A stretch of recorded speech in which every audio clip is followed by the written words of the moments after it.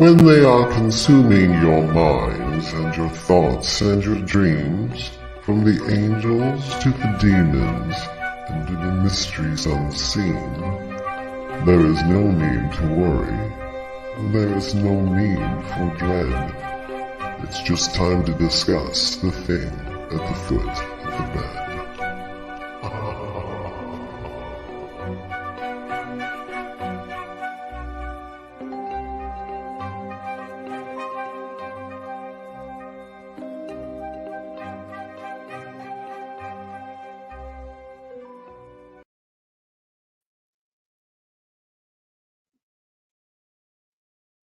Good evening, and if you're just tuning in, you are listening to 105.3 and 107.7 out of the beautiful city of New Orleans, Louisiana, to UFO Paranormal Radio Network, also known as United Public Radio Network, or just UPRN, and this is The Thing at the Foot of the Bed.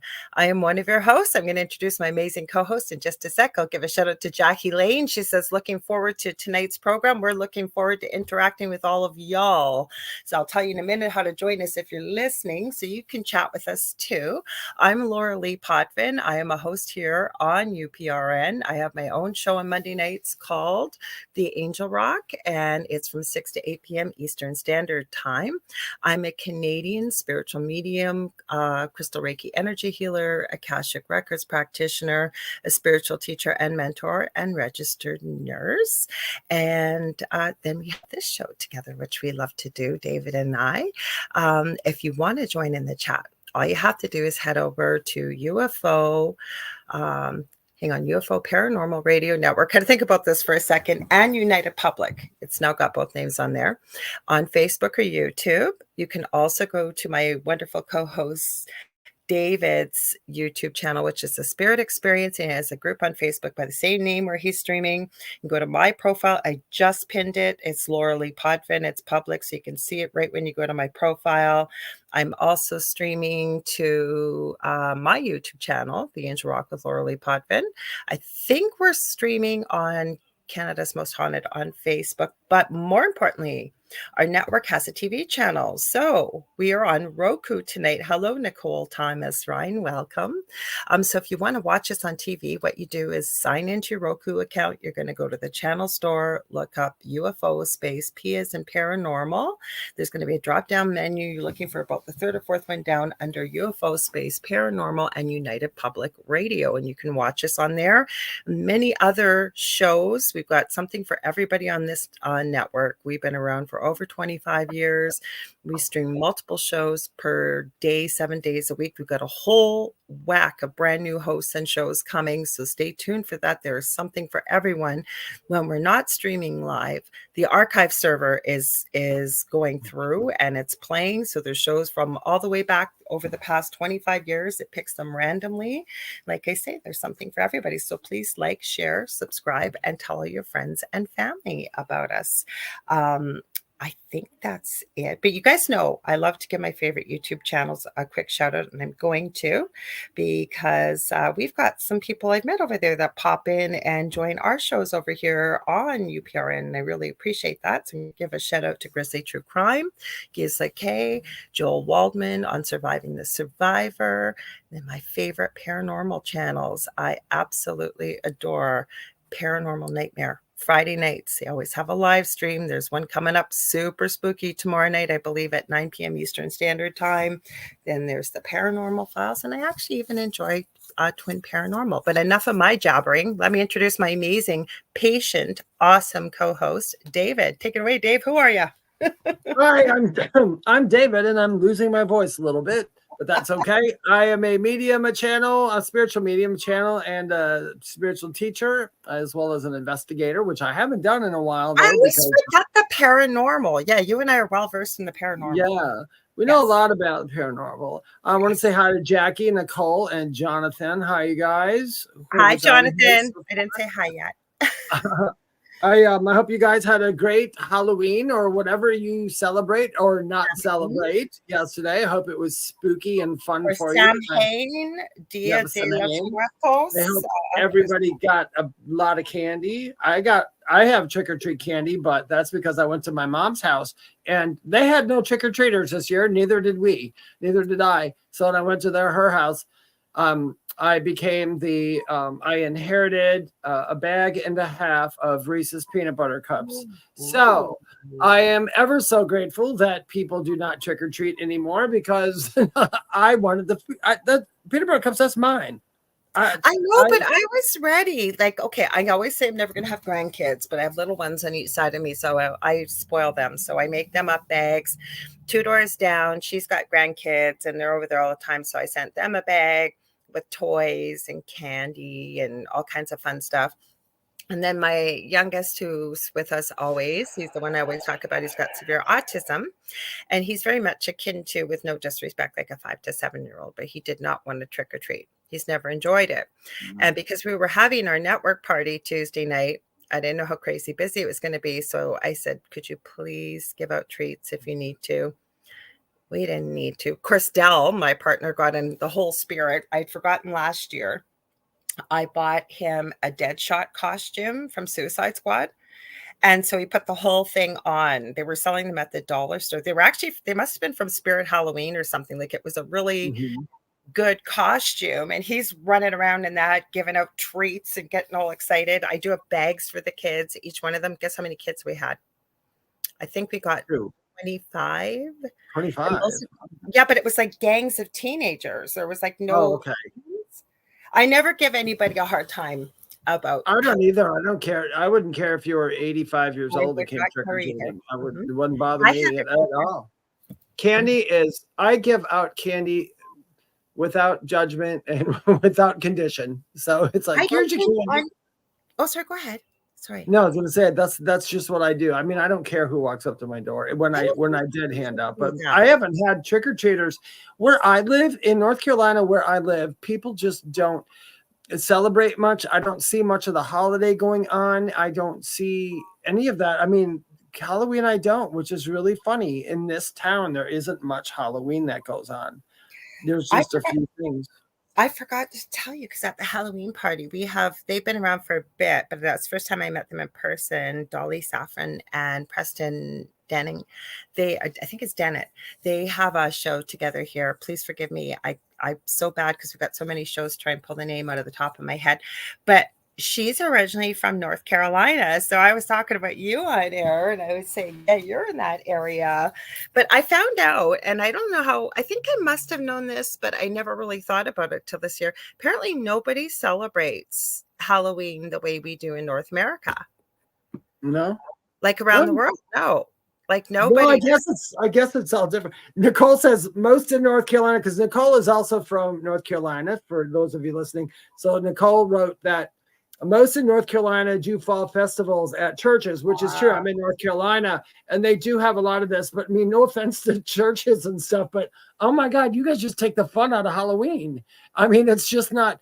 And you know what I thought about this? And I'm not being a jerk, but if the really, really young kids, I hope they explain to kids that you never walk up to a stranger's trunk for candy outside of Halloween, because that's just as bad as training a kid to go up to a van to get candy on Halloween. It's like during the year. What if somebody else would? I mean, I guess it's far-fetched.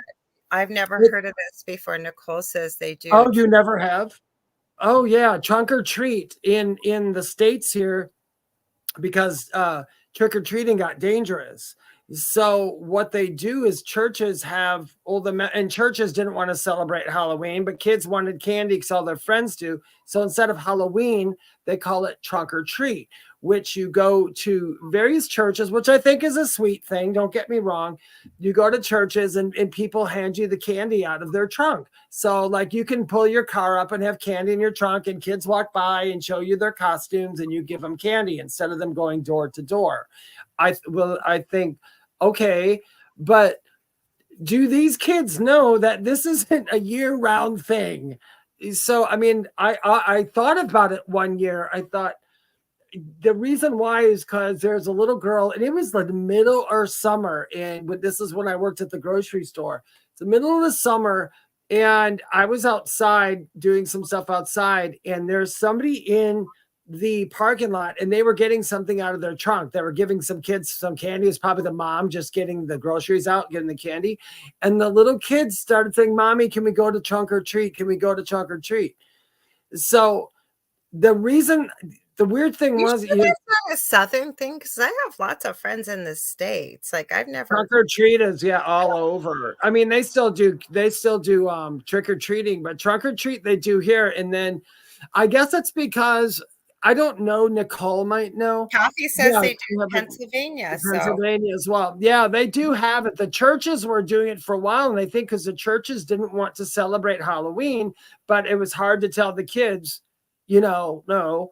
So they would do trunk or treat. I think that would be a parental thing to teach your children, though, because the same as trick or treat. I would hope so. I would hope so. But you'd be surprised at how many parents are not that intelligent when it comes to stuff like that, because they don't think about that. When I brought it up to my mom, your kid walking up to people's cars going trunk or treat in the middle of August. Yeah, and you know what? They weren't allowed. You're not allowed to wear certain costumes at certain churches. So I can't dress like a devil and go walk up and go trunk or treat, the big go away Satan, and then they would start to push me out the line. So I mean, I don't want to start anything, but I just thought it was quite hilarious. When I was young, and so anybody watching, I am Gen X. I am probably in South Lorilei. Yeah, but when I was young in Wisconsin growing up, we usually went out about 5:30 or so. 5:30 at night is when it got dark at that time, the same time of year. Up in Wisconsin, it got dark right around 5:30, and we trick-or-treated till 9 o'clock at night without our parents. So we went walking around our neighborhood, and there was tons of kids everywhere. But back then, I guess, I'm sure things happened back then. I'm sure abductions and all that is not a new phenomenon, but it's not as much. It couldn't be razor blades and like candy apples. Well, they kind of went through that thing. Somebody said it was a hoax, but I know people did it. It wasn't a hoax. I've read news. The original story was supposed to be a story, and people copycatted it. And that's how it all started. News reports here. People are putting razor blades and hot dogs. I won't take my dog. Oh my God, that's terrible. I won't take a walk my dog behind here. It's a beautiful park and field. I won't take my dog out there because there is. And these are news reports I have seen. I want to give a quick shout out to Heather. She did an amazing Halloween thing, and people could go by and enjoy it. I won't say where, that if she wants to, that's fine, but I saw it on Facebook, and she did a phenomenal job. And I'm not trying to get off Halloween because I was going to bring this up, Jonathan, but Jonathan was so excited. He sent me a picture. He bought the one of the Angel Guide Kyle Gray deck. I've been telling him he needs to, because I've spent some time talking to Jonathan about this. Jonathan's been on the Angel Rock before.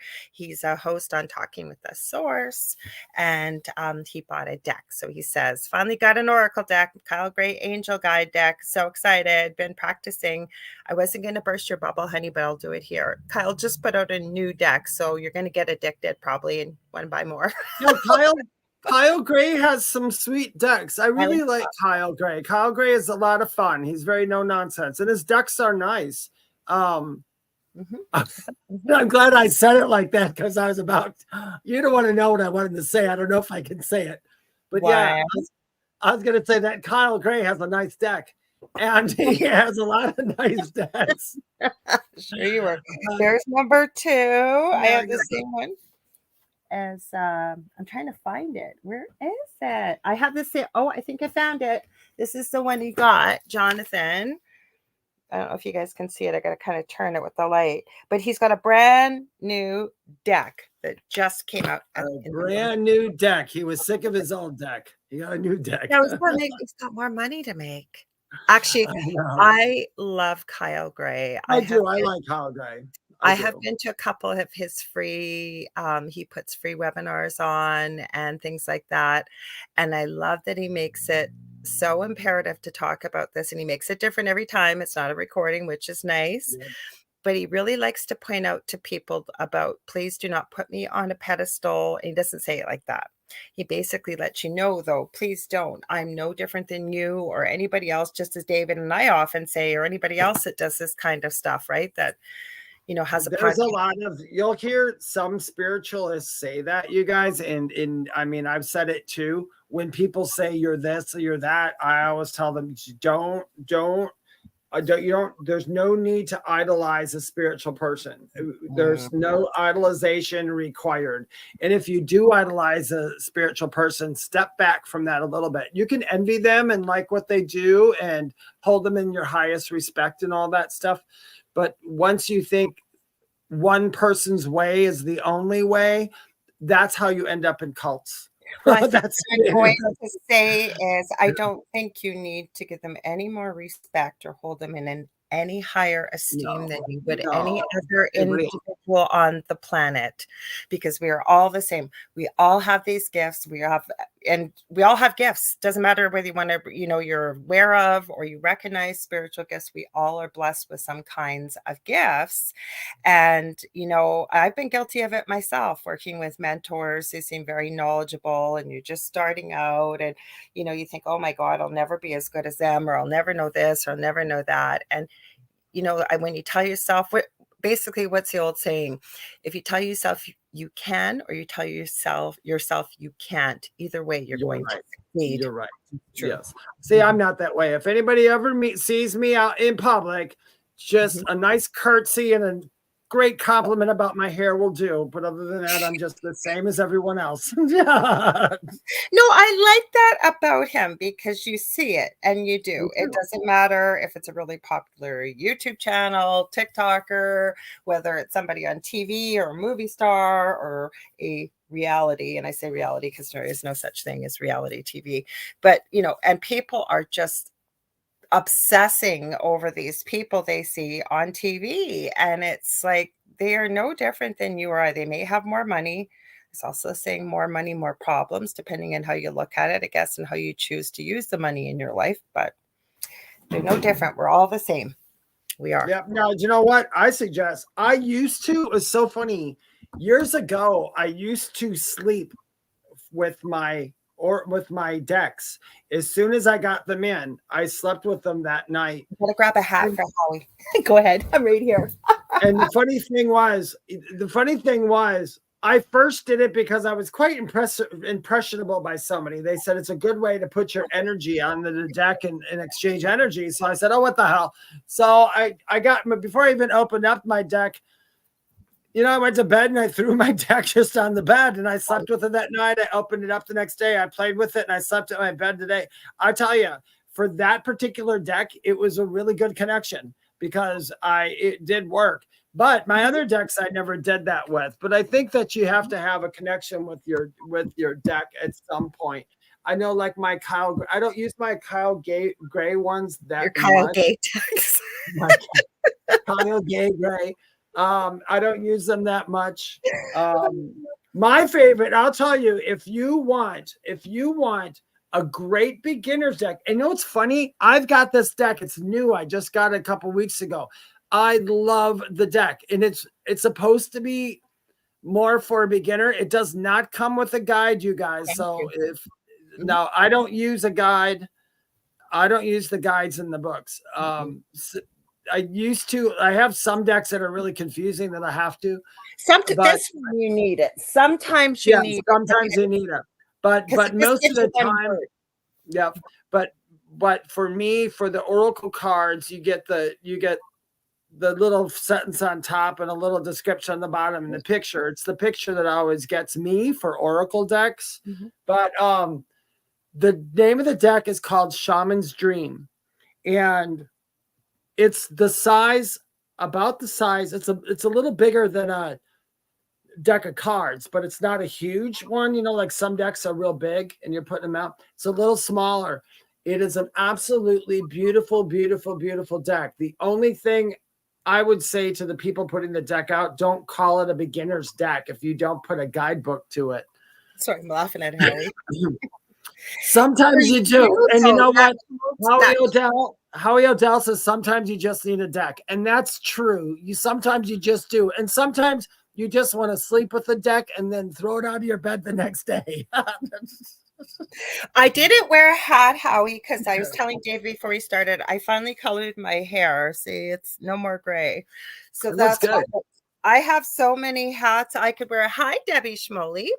So, Jonathan, you were very right. What you just said, it called to you.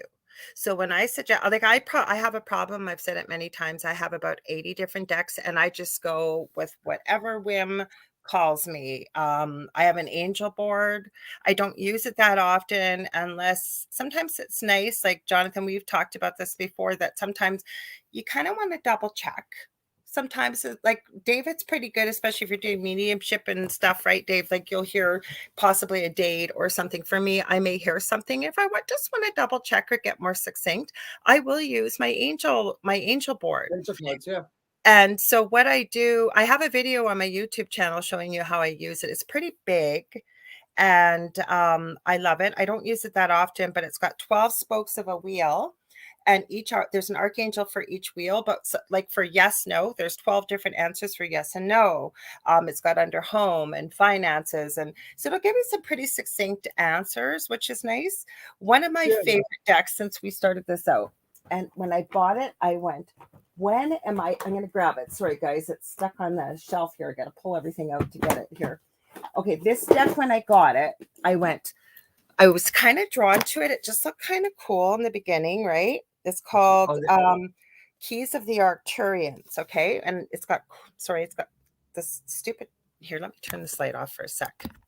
I can see it. Yeah, it's got the spirals. It's better without the light. Okay, so it's got all these cool pictures, right? So I open it up. I'll pull out a card. And this is about 15 years ago. So I pull it out and I go, what the heck am I going to do with this crappy thing? Like, what is this? Okay. This deck is so cool. I kind of tucked it away and I went back to it about 5 years ago, maybe 4 years ago. And what it is it'll give you a word. For examul, what this guy, Janus, his name is, this is the inside of the box. It's no longer in print. You spell it Janus, and it says self-empowering affirmation set, but it's actually not. It's like an oracle deck. So this one, can I read it? Let me see. I'm trying to read. While you're doing that, I'm going to get a deck too. I've got to show you guys. Okay, so this says connected. What he did was he channeled. Oh God, my mind just went blank. You guys are going to have to tell me. You know, when the supposedly UFOs land, crop circles, I know it would come to me. He channeled crop circles and made them digitally on all these cards. But the super cool part, so there's only one word on the deck, on the back, but this is the cool part. Can you guys see this foil signal? So when I do a reading with these, I send a picture and you're meant to take this code into meditation, focus on it, and it will give you basically a gift, or it will unlock something within your DNA, your psyche, your spiritual energy, whatever it may be. And that each one has a different code on the back. It is such a cool deck. I love this deck. And when I first got it, I go, oh my God, what the heck did I buy here? So like I said, you know what? And some people just always use one deck. I don't need decks. Okay. When I first worked with one of my mentors, they had told me that I'd taken a long-standing course with them, and they had said that your decks are your security blanket.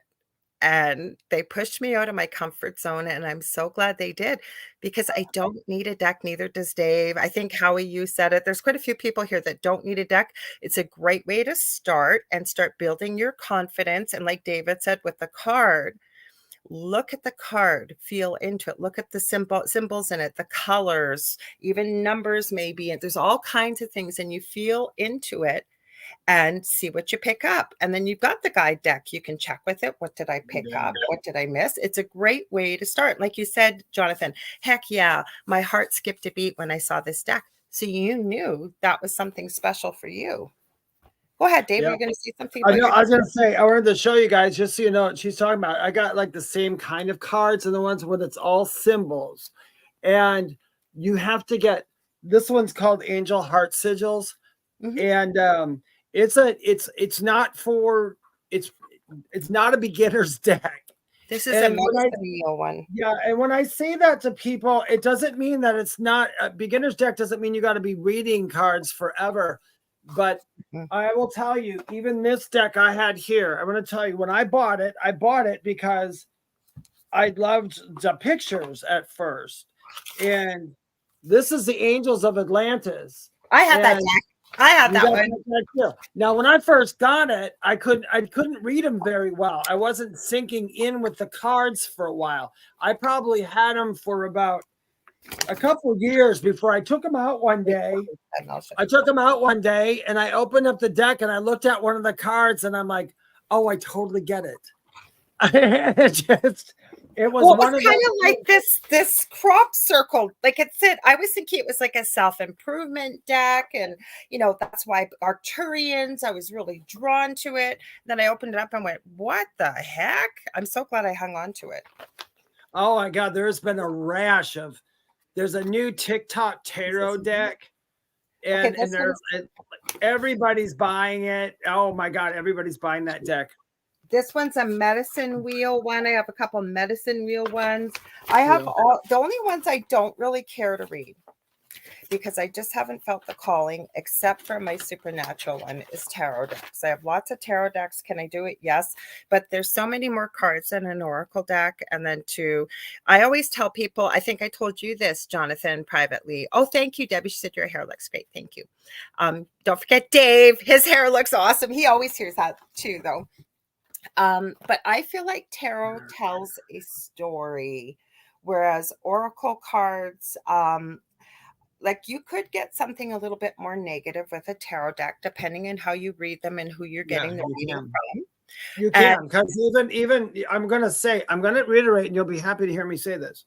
I'm the same with tarot. I like tarot a lot, but tarot involves a lot.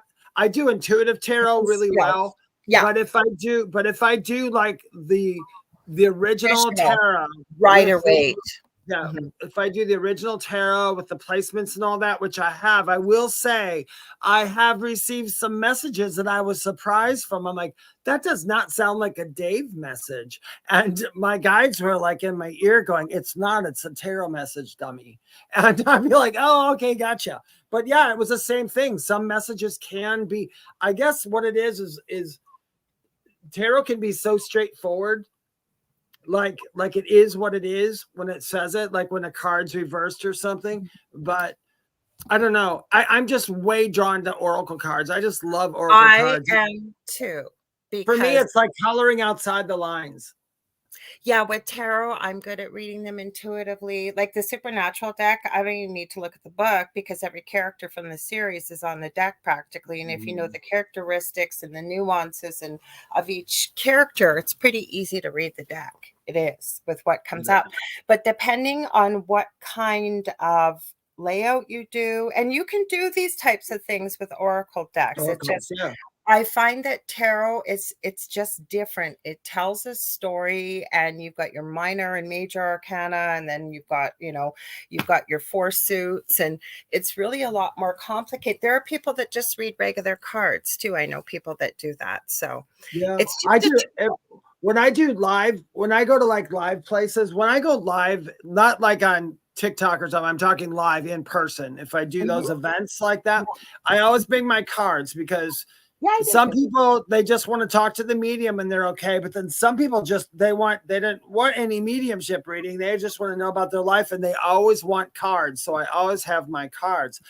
Now, when I'll do spreads in live events, and one of my spreads that I do, because I always tell people when they sit down, I'm like, all right, I'm going to get these 3 cards for you. They're going to represent what you just came out of in your past, where you are right now, and a possible future where you're heading. And I'm going to tell you what that is by pulling those, just so I know I got the right people behind me to help you. And now I would say yes. And I usually just have them hold the cards for a minute, and then I just take them back. I grab the 3 that I pick are intuitive, and I'll flip them over, say what I say, and they'll go, how did you know? Every Okay, time. so okay, I want to add something though. Okay, so Yeah. this is why, so people know there is no real right or wrong way to do this. Yeah, there isn't. Comfortable with that. I don't like people touching my cards. It's not that I don't like your energy or anything. I Yeah. call your energy. Some I ask don't. Yeah. guides, but I don't like them to do it because I have a specific thing that I do. And remember, I said Spirit gave me this. What we perceive becomes what we believe, and it becomes our reality. So there's nothing wrong. Like if I had someone just sitting in front of me, if I had an office, yeah, then I'd have time to clear the deck in between each one. But I don't want their energy in there because I feel like it kind of muddles things for me. So I like to just do it myself. I'll get them to pick cards or tell me. And for those of you listening or watching, it's totally fine. If you don't want either anyone way, though, that's what I meant. Either way is great. Yeah, I was gonna say, if you don't want somebody to not touch your deck, then please do not give that to them because it's your thing. Yeah. It's might sound crazy. I have a couple crystals in my house. I will not let anybody else hold them. And it's not because, and I mean, my mom is one of them. I'm like, no, you can't touch that. That's mine. My energy. Nobody else's energy gets on that thing. I don't know why, but I do. I have 2 of them. I won't let anyone touch. Yeah, I have a big crystal wand that I won't let anybody touch. And I have this beautiful egg that I won't let anybody touch or hold. And you just know. So for me, and I think once upon a time ago, I'm finding all these people that well, not all these people, but a few people that were pretty well known have really gone to really hardcore Christianity, Doreen Virtue being one of them, who was she was the big person besides the Rider-Waite decks and the tarot decks to start doing oracle decks in the beginning. Now she's renounced it all and gone hardcore Christianity. And I just about fell off my rocker today. I wasn't looking for it. Now, any of you that have ever watched tattoo shows like LA Ink or anything like that may know who Kat Von D is. Just beautiful makeup line she sold to Estee Lauder, but I still love her makeup stuff. Anyways, it came up somewhere on TikTok or YouTube. I wasn't even looking for it. And all of her beautiful artwork, like she is an incredible tattoo artist for realism. She, instead of getting lasering, she tried it because her whole body's tattooed. She's getting it completely tattooed in black everywhere in her body. And she just got baptized and has gone into hardcore Christianity. And this article, I went even checked it on her Instagram, renouncing. Now, she didn't say this.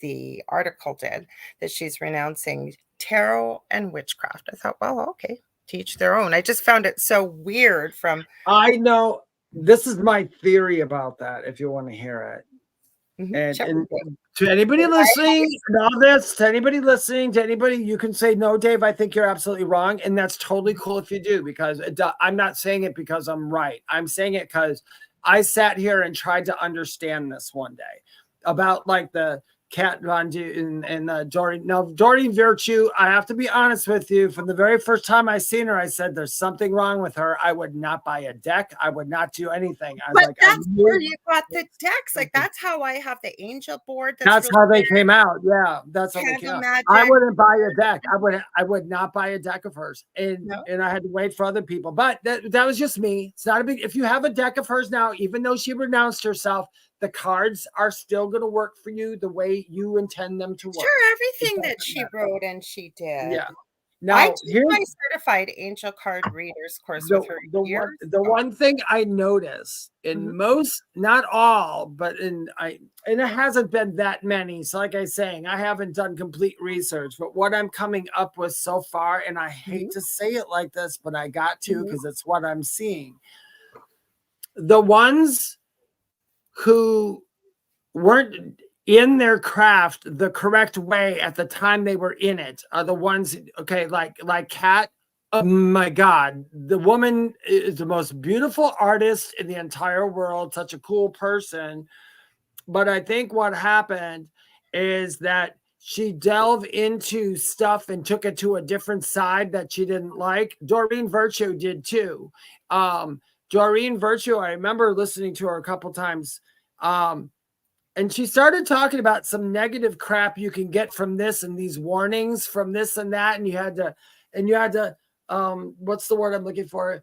you had to protect yourself. So your prayer protection, everybody prayer protection. They go into the fear mode. Those are the ones who went down the fear mode, who and not realizing what it is, are the ones who usually ended up going into Christianity or renouncing it. I have a different theory. They went and they didn't understand something, and if they can't understand it, they can't understand it. That's fine. And I don't care if they go to Christianity. I have a different theory. Yeah, and I'm not a huge fan of Kat Von D. I'll get to Doreen in a minute, and Debbie's asked a question. I'm just going to add before I do. Howie says, to me, decks are like stones. I do not like anyone touching due to energy transfer and imprinting. Big no-no for you. That's how I feel. But either way is okay, right? Whatever works for you as a practitioner, or however you, a reader, whatever, psychic, whatever you want to call yourself. If it works for you, that's all that matters. That's what you do. Yep, exactly. Okay, so for Kat, now I could be wrong, but I remember when she was married to her first husband, and he was a really good tattoo artist. Now, did she get into tattooing because of him? I don't think so. But she is married now, and she's married too. I didn't know all this stuff. I went to her Instagram because I wanted to see, where the heck is this coming from? Is this a rumor or what? And I went kind of down a rabbit hole. She has a little boy. And I had a theory about this too that kind of goes with what you said, Dave. But first of all, her husband's stage name, I think it's Raphael's real name, but he likes to use, is it Leafer, I think, Leafer. And he's in a goth cholo, is it dance something or another band? He's one half of the group, and it's called Prayers. Leave it what you will. But then I got thinking, Leafer sounds awfully similar, if you twisted it a bit, to Lucifer. I'm sorry, but it does. Leafer, because that's what they called their kid. He's really cute. He's 4. And then I thought, we've all met people like this. I don't know her, just a theory, but I find there are people out there. I find it with women, maybe because I'm a woman. And I have a couple of people I know like this, that whomever they're with, they kind of evolve and change to become sort of more like their partner. Do you see where I'm going with this? Because no, they do. No, I agree with that. Mm-hmm. So she kind of struck me as that.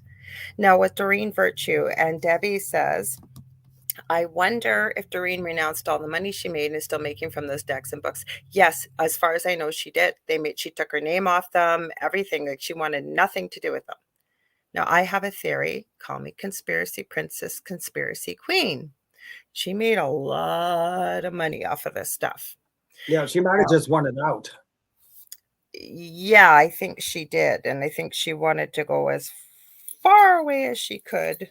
I don't know what's involved with that. I'll leave it with that. Do a little research is all I'll say. But I watched one thing on her, and the one thing that she said, well, it was in an article. So I have to say, I've done articles before and been interviewed for articles, and they will say, trust me, I've said stuff and it's not what I said in the article all the time. It just happens. But she had an article where she would not, I don't know when this was, but I was reading it about, she said the person said it was hard to get up to meet her, like after like a meet and greets and all that. She wouldn't do them because she said, the energy is too strong that I feel from people, so I can't be around them. And she would get rushed off. And I thought, oh, whatever, you. And you were a psychologist before. I find that very. Yeah, like, you biatch. I was like, are you kidding me? No, that's a cop out for I don't want to meet my fans because I'm better than them. I don't know. I don't want to put words in their mouth. All but I I'm saying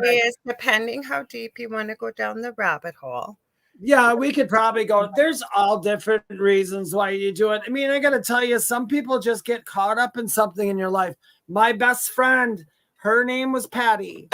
When I was 19 years old, I was bartending. And me and Patty and her friend Katie, my friend Carrie, me and Patty hung out all the time. We would go to drag shows and laugh and have great times. I mean, we just ran around, did all kinds of fun stuff. And she started liking the band Striper. This is when Striper first came out. Okay. And then she liked band, and she said, oh, you want to hear this band? And And it wasn't that I didn't know who Striper was. It didn't bother me that they were a Christian band or anything. But at that moment in the 80s, then I was 80s goth, not 80s. No, I wasn't Was like it 80s. more like synth pop, like Yeah, I was more like The and Cure. I was more like The and Cure and all that stuff like did that. who did I Blue wasn't. Monday? Yeah. I forget who that was. I had a boyfriend like that, so I got introduced to that music, and yes, I understand. Yeah, and I wasn't into the whole glam rock thing at that time, which is funny because I ended up being in a glam rock type band. Anyways, long story short, Patty's sister had passed away.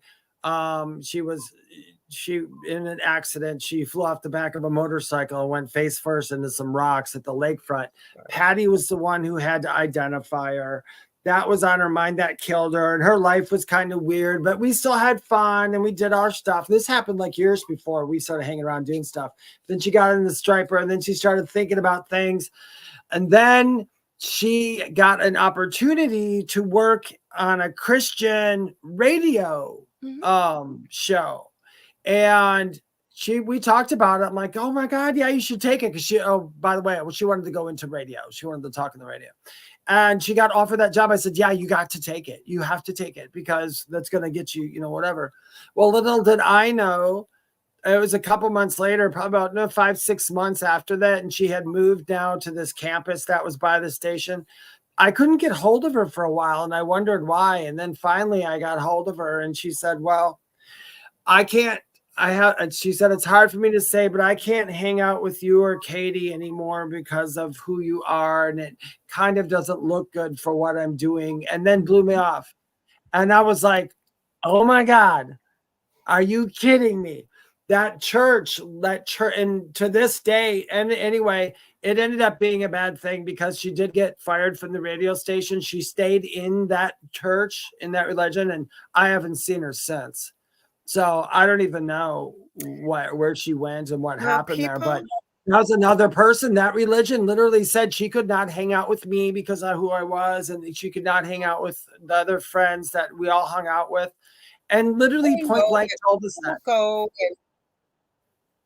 People go in different ways. Like I said, of all people, and I'm not bashing Kat Von D in any way.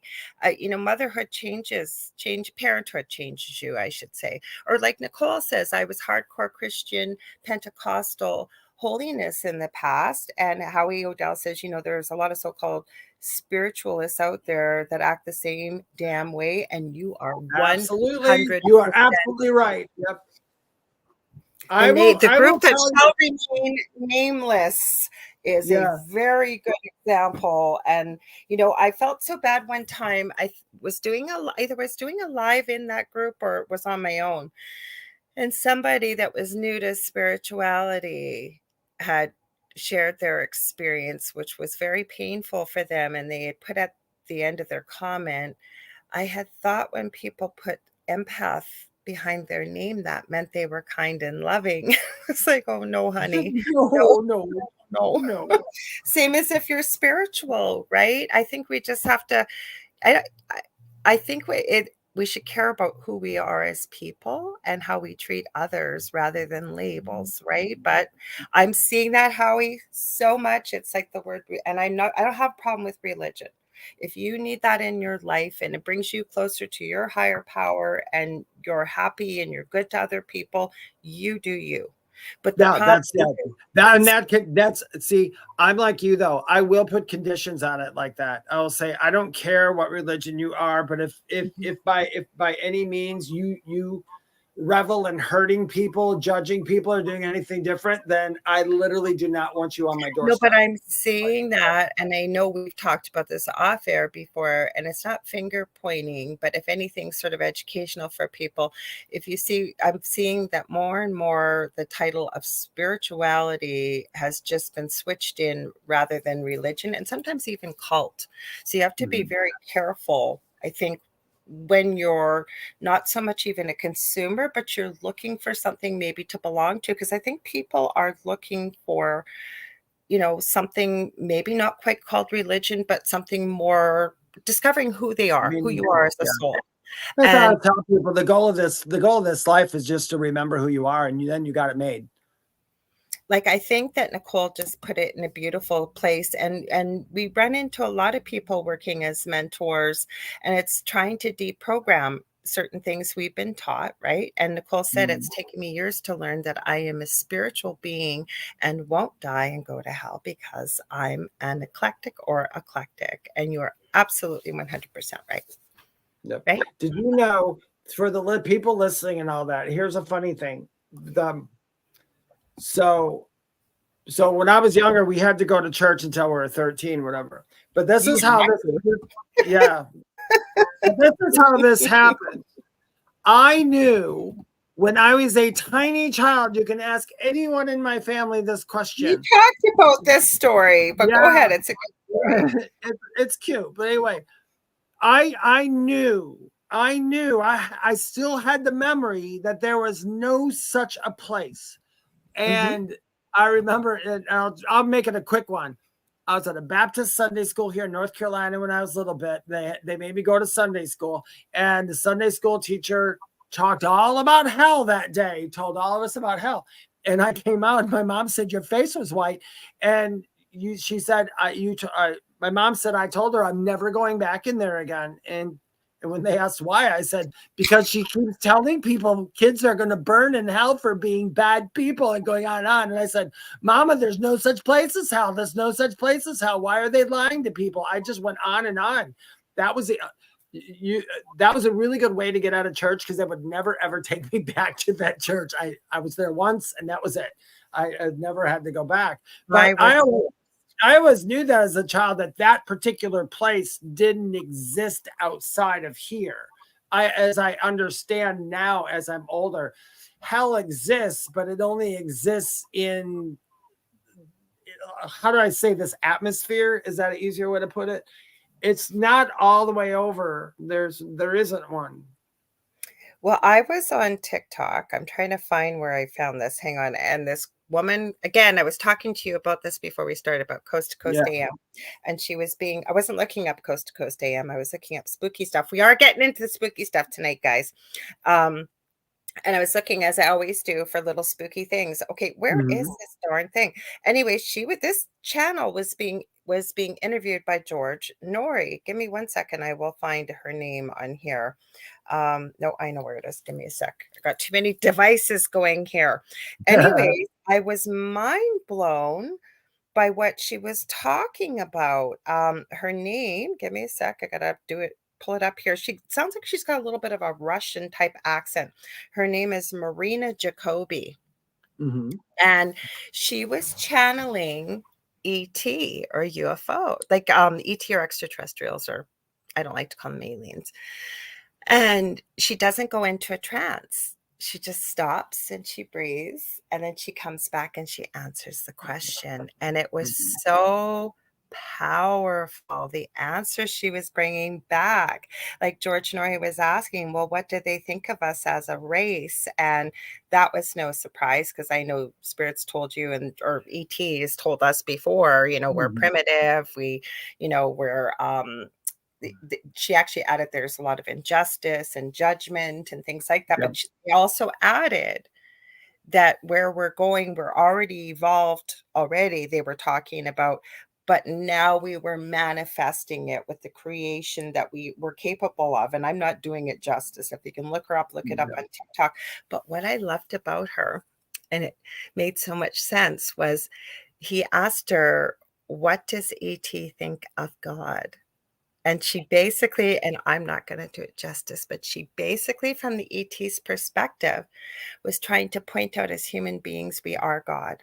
And I'm not trying to get religious or anything like that. Higher power, universe, whatever you want to call it, but we are creators and manifestors. But it's getting into the proper vibration to recognize it. It was so interesting. It's so powerful. I'm actually that is more and more spiritualists are finding out. Well, and I've been telling people forever, and that person is too. Well, aliens. Unfortunately, and I know some people don't want to hear.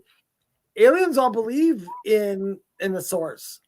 Oh yeah, that's what they We call all it. do. Source. They don't call Yeah. it God. We call it God. Yeah, they all believe in, and if you want to say it in our language, they all believe in God. We're the only ones here. We They are like don't the only. believe, they know. They know, yeah. We are literally the only planet that has atheists.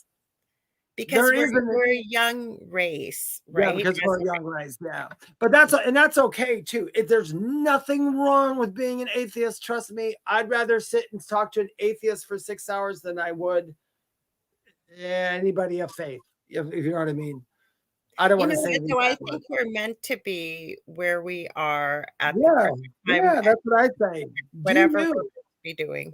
Yep. Do you? We'll all find out what's happening. Either the So we were atheists going will to be finish wrong or our I will. Halloween. We were going to Oh finish our yeah. because you guys, we did some Halloween and we kind of ran out of time. So we still had some stories I was going to share. I don't see Dem Rogers here tonight, but they had shared 2 stories. There was one, and Kevin, Z-Sun Dragon, I'm betting he's at work. A few of you were at the UPRN Halloween party Tuesday night. It was fun. Had a bunch of different hosts there. We got to share some of our scary stories and things like that. So are y'all up for some spooky stories from some people that, and I did download some more videos too, Dave, but let me grab my Oh, phone. cool. I did. Wherever you want to take us, and anybody go ahead and comment back. Well, we just got on if you get Dave and I talking about spiritual stuff, you should know by now, Dave and I can talk for hours about it. I'm just going to remind you before we move on into our next segment of spooky stuff. Do you want to do your top of the hour stuff real quick? I did. It's 8 o'clock. Yes, I did remember that. Thank you. And I'm so glad you reminded me because I would have got talking. We're supposed to do this. So if you're just tuning in, you are listening to The Thing at the Foot of the Bed on 105.3 and 107.7 out of New Orleans, Louisiana. And it's on UFO Paranormal Radio Network, otherwise known as United Public Radio Network, or we like to call it just UPRN. And I'm one of your hosts, Lorilei Potvin, with my amazing good friend. He's so talented and connected. You ever want a mediumship reading? He's your dude. I do it, but he is amazing, David Hanzel. So make sure to check him out on TikTok too. I missed him this Wednesday. Him and I always get our wires crossed, and that was it's usually my fault. So I missed him.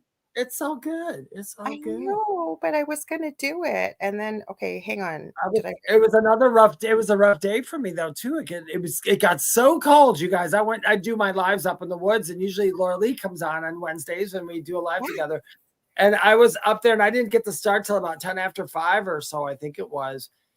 I tell you, by 6 o'clock, my hands were shaking. I couldn't do anything. I was like, you guys have to go. I had a crazy week this week. I'm just getting back to messages, so I feel so bad that, every Wednesday we do try to do it. Yeah. Once in a while, it's Thursday afternoons, but it's usually, so Nicole shared something spooky. So we'll read that right after Dem Rogers' story. I'll read it for you. Okay, go ahead. Do try to get on there and connect. I need to go on there. I keep planning on it. And Dave keeps telling me about these filters, but I haven't found one that looks natural enough yet. Like it turns my eyes all these different colors and, different makeup and stuff. But I figure, I don't know. Not that I'm that much of a diva. Now I really look like an old lady wearing my double glasses. Okay, so this is from Dem Rogers. I know her from True Crime. And she pops in and out. I'm so glad she pops into our show. And she sent us the story, I believe it was from last week, called The Traveler with her daughter. And she sent me a second one. And then we're going to get to some of Kevin's too, because you guys took the time to send them in. So this story is called The Ghost and the Baby. We had bought a 1700s tavern in the town of Newville, Pennsylvania, and we're renovating it to turn it into an antiques and collectibles shop. Oh, there's a place for spirits to pop in. Yeah, I love that. Jonathan had to go feed the kids. No worries. Kids come first always, Jonathan. We're just getting into spooky stories. So one day we were working. The building was amazing and had so much history. We knew once we spent time in the building just how haunted it was. No one would stay in the building after dark but me. One day we were working in the building. I was painting the dining room, which had a huge fireplace with a mantle that weighed at least 125 pounds. The mantle was held in place with the customary nails of the time, big horseshoe nails. My son was upstairs in the back of the building scraping old wallpaper. My girls were in the dining room with me. My oldest daughter was reading a book, and the baby, who was just 3 months old, was on the floor on her blanket, just being a baby. I was on a step ladder painting the up near or probably painting up near the ceiling. Suddenly the mantle broke loose from the wall and slammed to the floor right across the baby's back. Oh my gosh. I flew off the ladder, and at the same time, my son was flying down the stairs and was at the doorway screaming, "Oh my gosh, the baby." I called 911 or 911, sorry, 911 immediately, or 999 in the UK. And you guys can let us know other numbers for emergency if you want to chat, what you might call. It says, I knew everyone in town. They were telling me to touch nothing and they would be there, right there. I couldn't take it. I had to see if she was okay. Dem Rogers is a nurse, actually, too. I know she is. She was laying calmly, looking around at us like we were crazy. My oldest daughter was crying. My son was crying, and we just knew she had been cut in half. I had my son help me, and we moved the mantle. Now, as a nurse, you would know never move a mantle. If somebody's impinged by something, you never move it. Never, ever, ever. The minute you take it away, that's when the problems really start. Anyway, she said, I had my son help me and we moved the mantle. It hit the floor so hard that all the wooden decor had come loose and was laying free from the main mantle piece. I looked at the baby and there were no marks on her back, but at that time her legs weren't moving. I was scared to death. About that time, the first responders and the police chief were there. I waited to pick her up till the EMT checked her out. There were no marks, bruises, cuts, or scrapes. We lifted her and she giggled and her legs started moving. Not one injury was found. The chief, EMT, and I all moved the mantle across the floor, and there was not one place where the mantle didn't meet flush with the floor. You couldn't even pull the baby blanket out from under the mantle once it was placed on it. Wow, this is incredible. We were all completely stunned. Then my son, who had finally calmed down, told us what he saw. My son had been upstairs at the back of the house. No way he could have heard anything, let alone see anything. As he was scraping the wallpaper, he saw a big red blob fly just out of the upper corner of the room and head down the staircase. He followed and saw the blob go down the hall, down the staircase, and turn into the dining room at the exact moment he heard the mantle crash to the floor. He said it was one of the most frightening and most amazing things he'd ever seen. We all talked about it and decided the blob was a ghost, and it had somehow blocked the mantle from hitting the baby.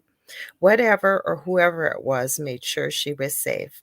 I thanked the entity that day and promised it would always have our respect and it would never be bothered or made to leave. This was in the newspaper there. I couldn't find the actual article online.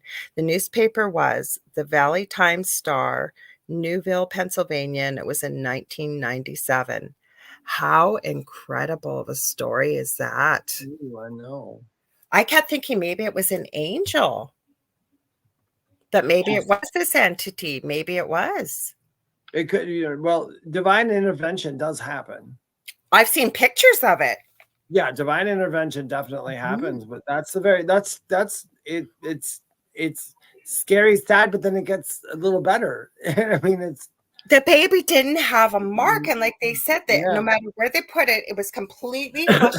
Or they couldn't even get the baby blanket out yet. I mean, a 3-month-old baby's got to be about this thick. They're usually got quite a tummy on them, and the baby was fine. Yeah.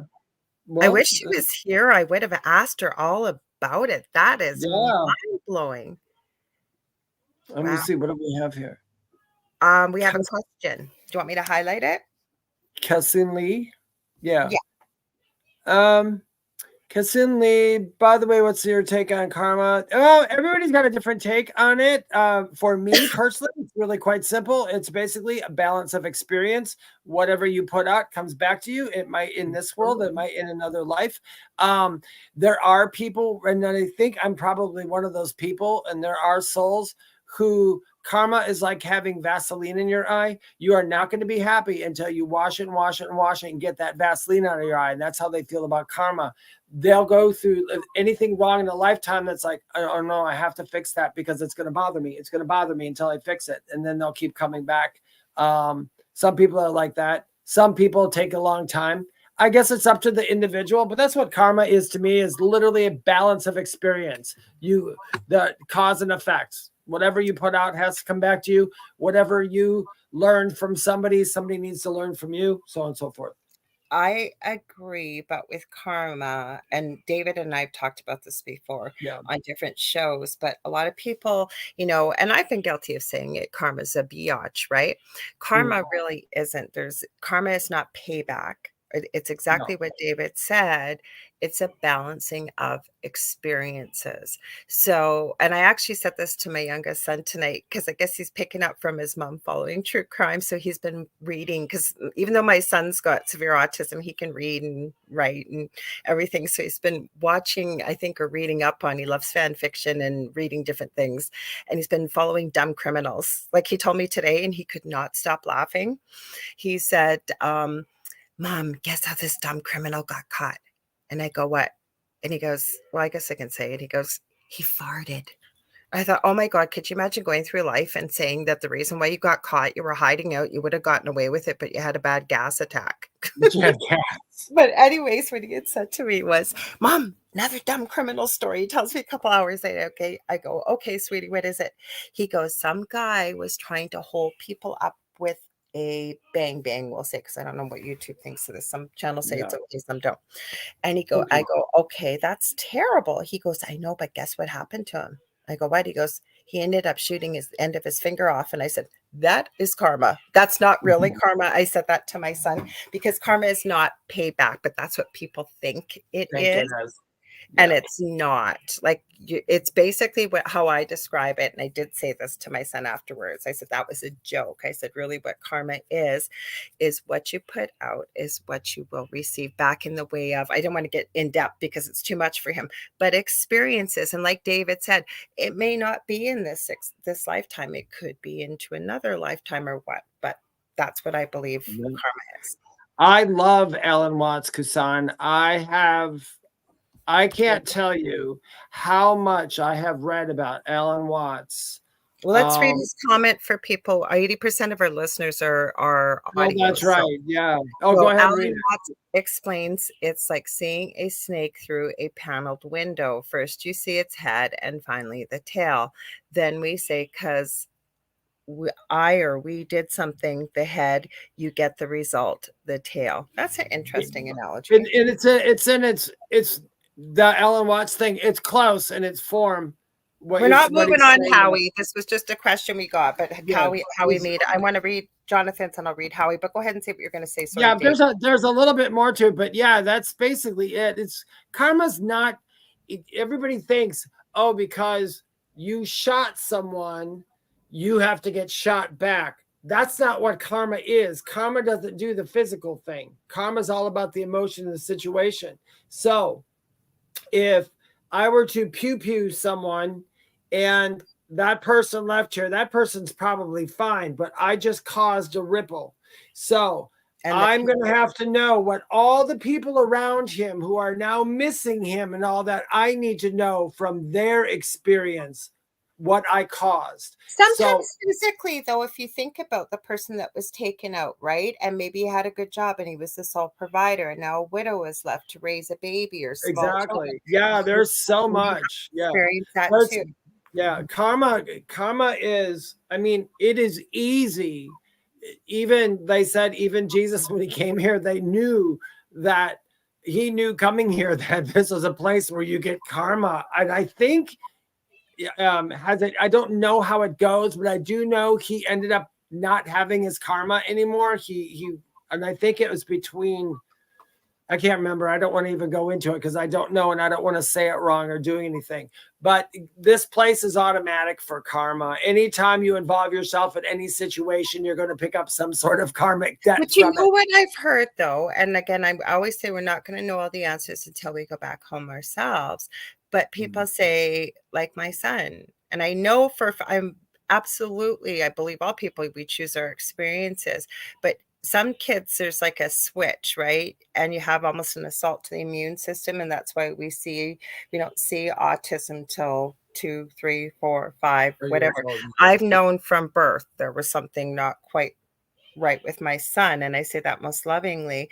But with having the paranormal experiences we did, and the first person I did have to come to my home, very high vibe, very gifted light worker, having a full conversation with my son through their third eye, she explained afterwards, laughing and giggling, but not a word exchanged.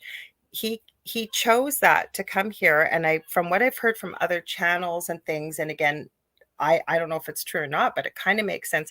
Choosing a life like this, or a very, very, very difficult life, apparently can help negate some karma that you may have accrued maybe in a previous life. Yeah, it gets rid of karma. Also, the leveling up aspect is there. Some take on way too much, but yeah, karma. Yep. Karma is, I don't see karma as a terrible. There's also good karma too. For me, it's just whatever you put out, it has to come back to you. Whatever experience you cause, you also at some point have to know what the repercussions are to that, what you put out. I guess that's probably the easiest way. Howie says yes, hence the butterfly effect. In a way, yeah. In a way. And Kason Lee, I think that's how we say it. Please forgive me if I said it incorrectly. He said, thanks for taking the question. Oh, no, absolutely. Thanks for asking it. The show is about. Yeah, that's why we're here. It's audience participative, right, Dave? Yep. Think about, I want to send Howie down a rabbit hole. Howie, this is Merry Christmas. I'm going to send you down a rabbit hole, but we won't do it here. But if you think about it, the butterfly effect really doesn't hold any bearing on anything because of the fact we rifle through so many timelines. It's like, which timeline is the butterfly effect going to mess up? You know what I'm saying? You look at it that way. It's the perception of it. It's the perception of it. No, versus karma, that doesn't matter what timeline you go into. It's kind of coming with your soul, if you will. Yeah. How's that sound? That's what I'm saying. I'd say it all comes down to the individual's experience. So it doesn't matter how many timelines you went through and how many people you did stuff with. Whatever happened in your experience, your perception is what you deal with. But that was, you know what? I love talking timelines and dimensions. They're fun, aren't they? I love timelines too. Because you know what? My head starts to hurt because I start going around. You know what you get? You get about 20, 30 spiritual people who know about timelines and quantum anything. And if you get those people together and they're not people who have to demand that they're right, the conversation could just be a mind scramble. It would just be amazing. I'm trying to look up Kevin's stories. Do you want to? Hi, Sandra Sharp. I was waving at her. Hi, Sandra. Do you want me to send one to you? I feel bad. I'm reading them all, Dave. Do you want me to send one to you? Oh, you can read it too. Doesn't matter. Whatever you want to do. Well, he's got 3. I'm just going to pick the middle one then, and then I'll send you the one below. Yeah. Because you guys take the time. Even if we don't read them all tonight, because that at least that way, you know what I want you guys to know that we really appreciate everything you have sent in. And even though we may not get to it all in one show, we will definitely get to it because we go wherever you guys want to go, right? We talk about whatever you want. Okay, I sent you the last one. I keep feeling like the middle one. I have not read these yet, by the way, guys, but I know from the people that have sent them in that they're good stories. So Kevin sends the second one. Here's another one. And Kevin is Z-Sun Dragon. He says, here's another one. I will send you one more. Burnt cookies. It was 1989 and my best friend, next door neighbor, came over while my parents went into town for groceries. We were watching the movie E.T. Oh, it's such a good movie. On VHS. You know how long ago that is for younger people. Those are those tapes. Your parents, people like our age that use machines that you stuck them in to watch a movie. watching the movie ET on VHS and decided to bake some chocolate chip cookies. So once they were in the oven, we got some juice drinks and went to sit and watch the show. I would say about 10 minutes went by and we both ended up in some kind of trance state of mind. I saw him get up and proceed to the kitchen and look out the window above the sink, and he yelled out to me, "There's a man walking up the driveway carrying a knife." He opened the kitchen drawer, grabbed a knife of his own, and ran and locked the door in the kitchen.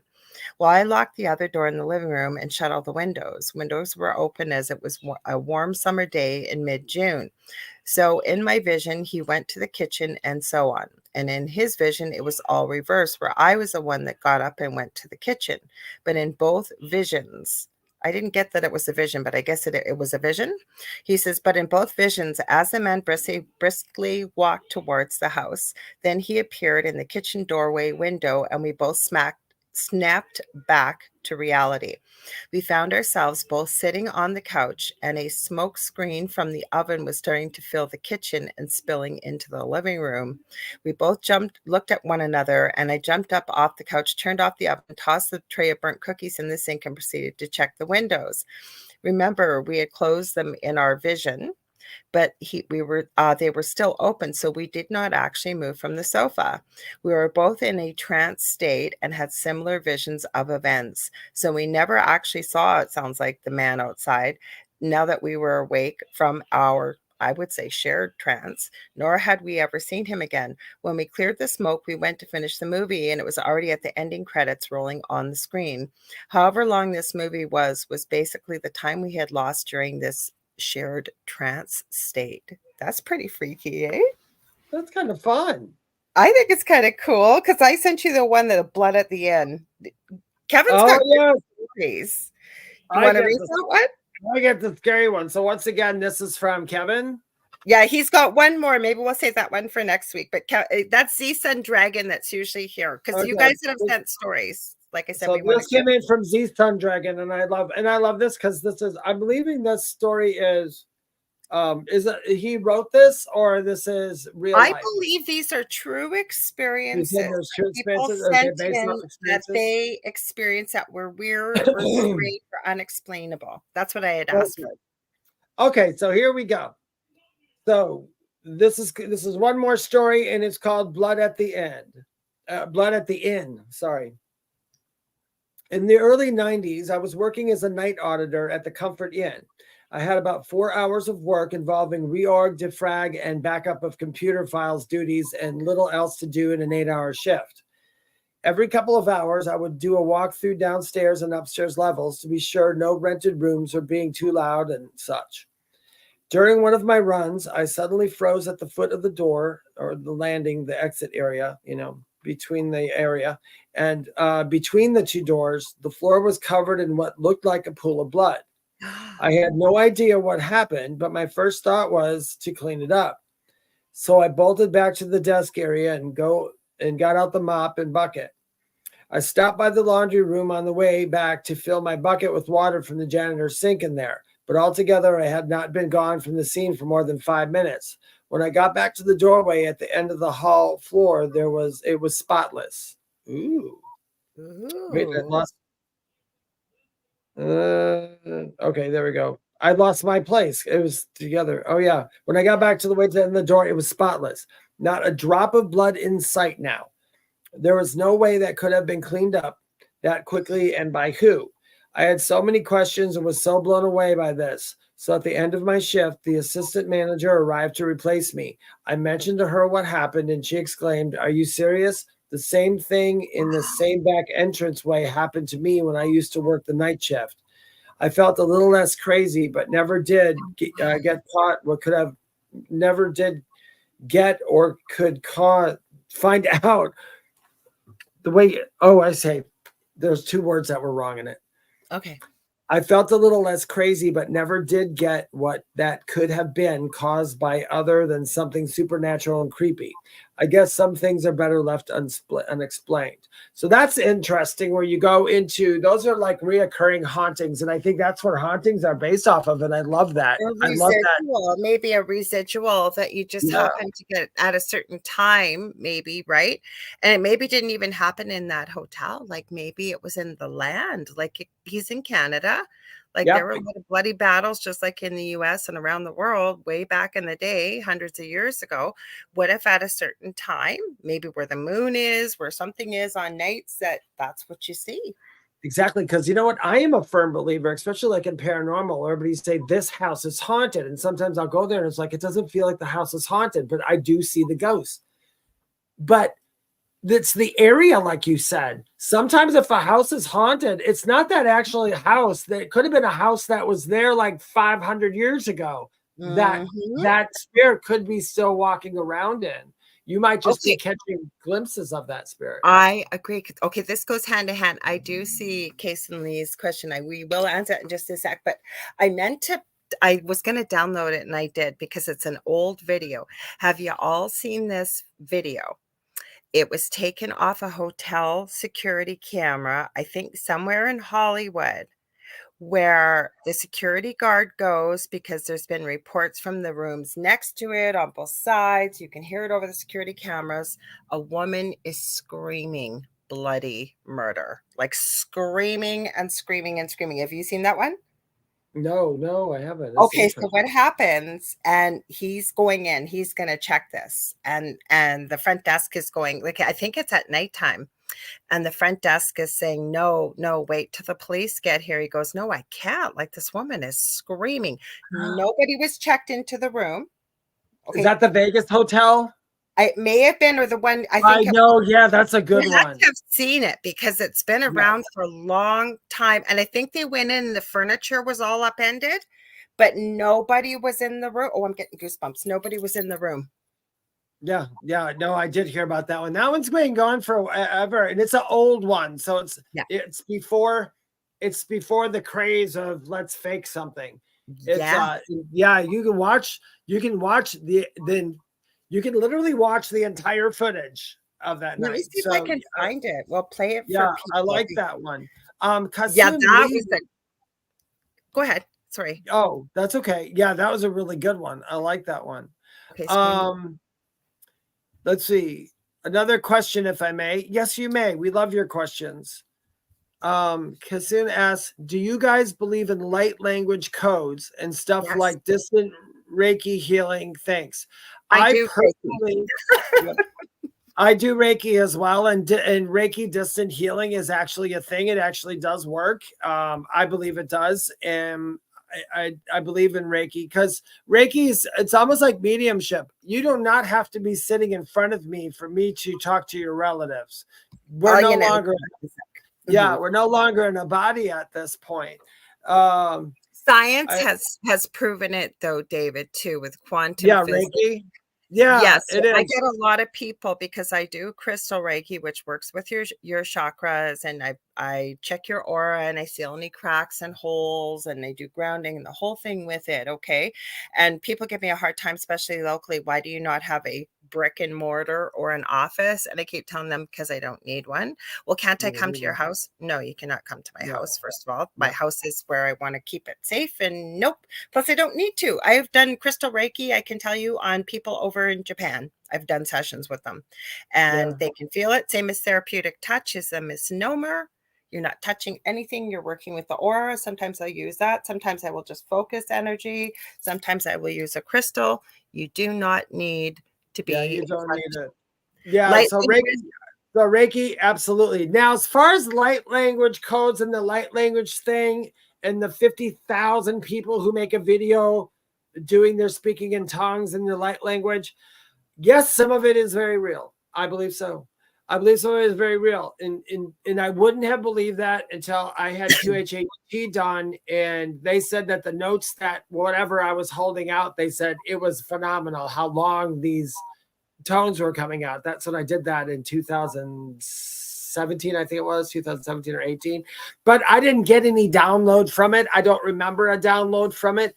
I do know that we do get downloads. I know downloads is a thing. And I'm going to if you add something when you're finished. yeah, okay. And and the download can be as much as when you hear the phrase, "Oh, why don't you go to bed and sleep on it?" And then when you wake up, you know the answer. Download. And so there we go. You're getting the answer that way. Mine are But different. Mine are huh? different, but again, what you believe becomes what you perceive, and it becomes your reality. So for Reality, me, yeah. I know when I hear ringing in my ear that is a download, and I stop unless I'm Yeah, driving, that's a and I just download. kind of lean into it, breathe into it, accept it, and it is what it is. As for light language, I have one mentor in particular that has used light language in so many things with the crystal Reiki that I took 2 levels of a practitioner course for the crystal Reiki.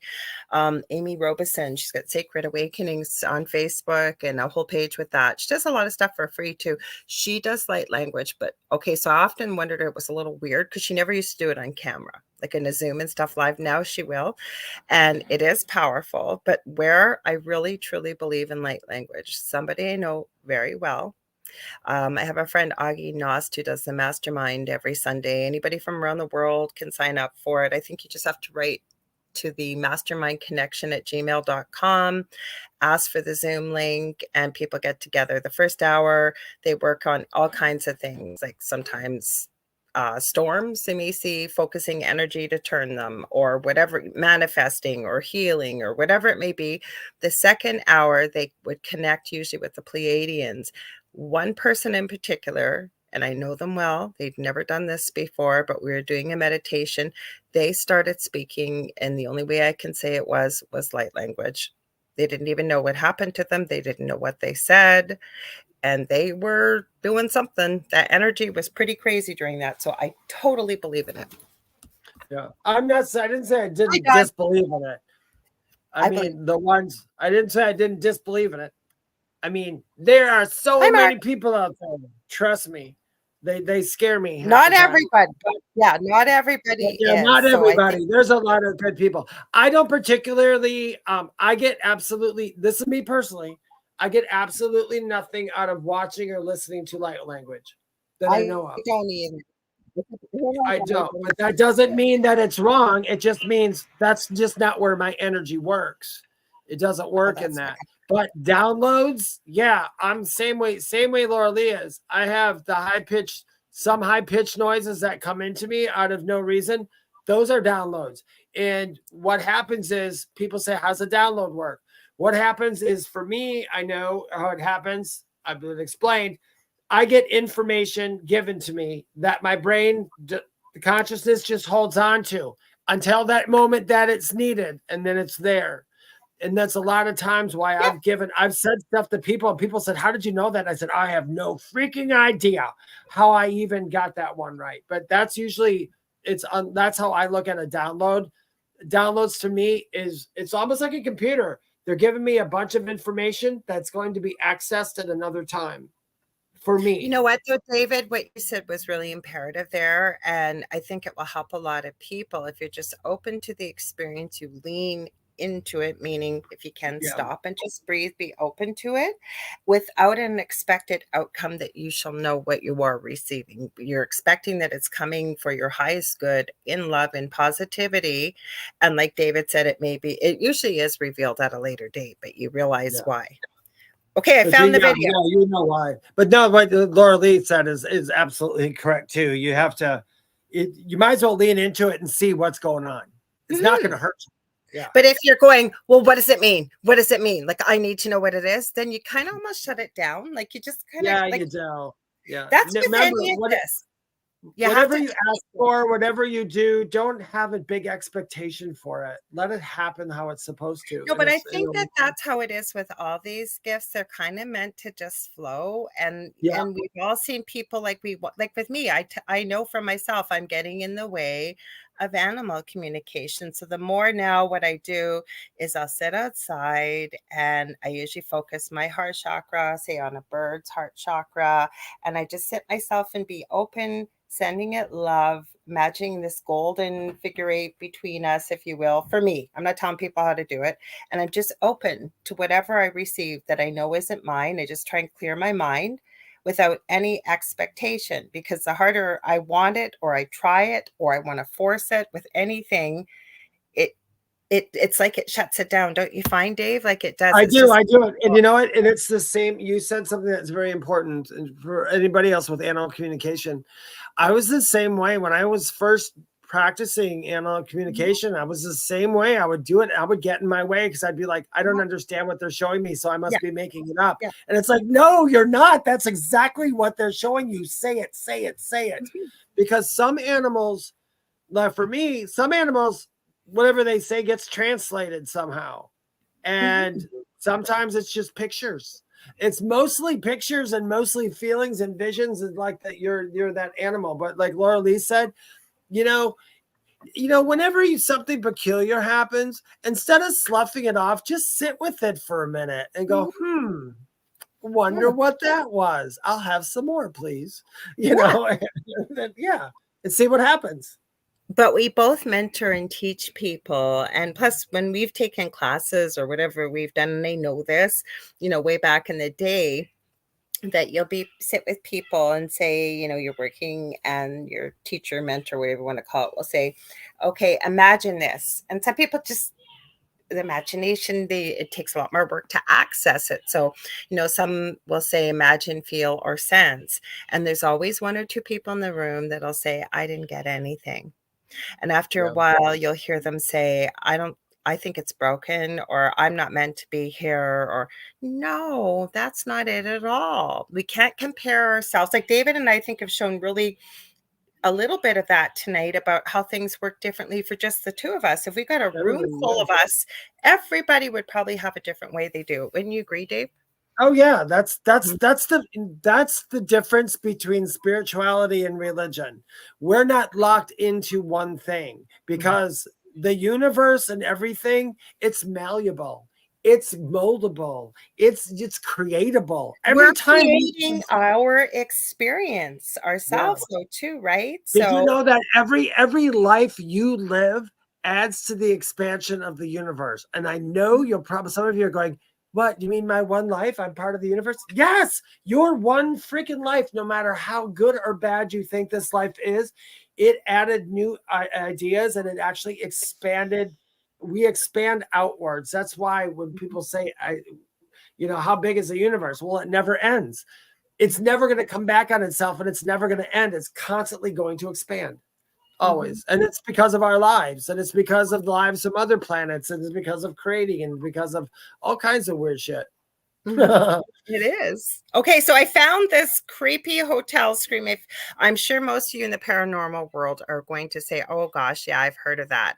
So I'm going to try and make it full screen. It might take me a minute to stop if it starts to double play. So this is what we were talking about a few minutes ago. I think we said hi to Mark, and sorry, I'm going to go back because I don't want to miss your name. Dawn, she said she just saw we are live. We are always live every Thursday from 7 to 9 p.m. Eastern Standard Time. Right, Dave?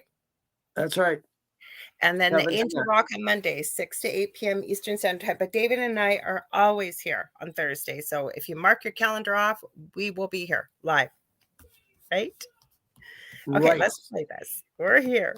Okay, so I got to back it up a bit. So this is the screaming in the hotel room caught on the security camera. It looks like it's from 2014.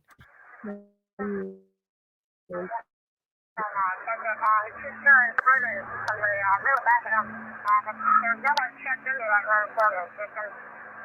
is that? It's the room right back on 209. John, do you copy? 209. Amy said no exit room and 14 reps. Amy, in there right now.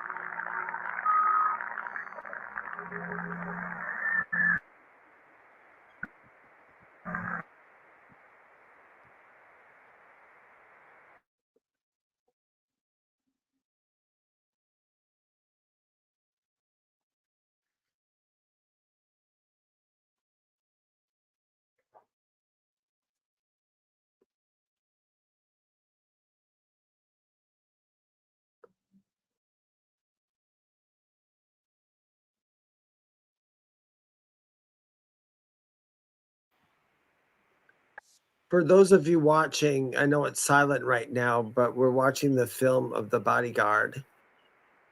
There we go.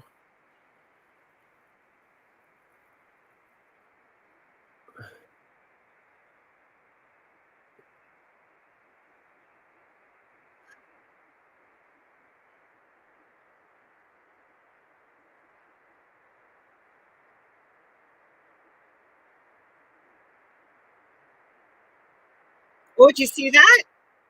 I did see that go by the door.